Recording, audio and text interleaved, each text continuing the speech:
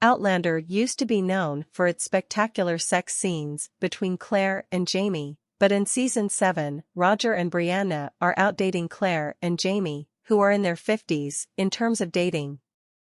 This week's brand new episode of Outlander, which offers a helpful primer on time travel after William Buck, features the sexiest scene of the 7th season thus far. Matt Kenzie of the Knuckle Abbey mentions Rob Cameron's feelings for Brian.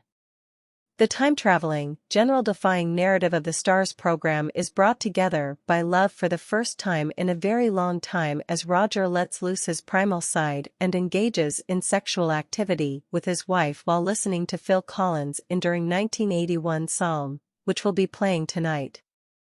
The events of Outlander Season 7 take place in the 20th century to perform a life-saving treatment on their young daughter, Mandy. Roger and Brianna time-traveled to their original timelines with their kids while attempting to fix Lallybroch, the old home of the Fraser family.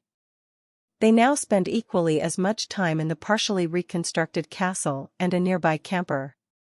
Throughout the season, Roger and Brian have been flirting, as is common for young parents, but they haven't had many chances to make their connection known.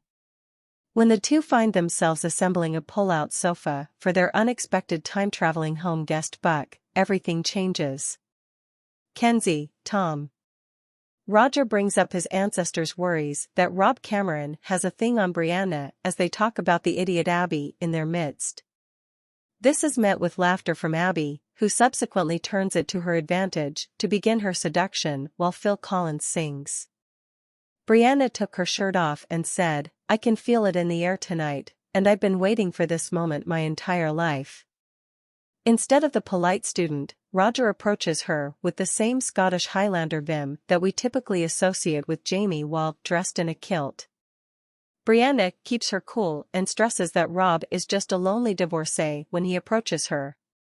Roy replies, "I'm his boss," as Roger starts to place his hands on her exposed skin. "He has even more motivation to long for you." "Are you feeling a little bit territorial in reaction?" Roger asks. "He may like calling you gobble a little too much, in my opinion." Roger. Matt Kenzie, just before Roger stops her by putting his hand on hers. "What if I'm feeling a little more savage tonight, despite the fact that I know a modern guy shouldn't be possessive?" He encircles her calf and elevates her as Brianna asks and reaches for his kilt. In the same way that Claire and Jamie experienced being deceived by their partners, it serves as a reminder that Roger and Brianna have a strong love that keeps them together despite all the chaos they must suffer. When Roger inquires, Colin's song speed quickens, and the next thing we know, the two of them are engaging in boisterous sex on the bed they've just made. There are groans, gropes, and kisses all over the place. A number of television episodes feature pop songs, as in the Phil Collins needle drop moment.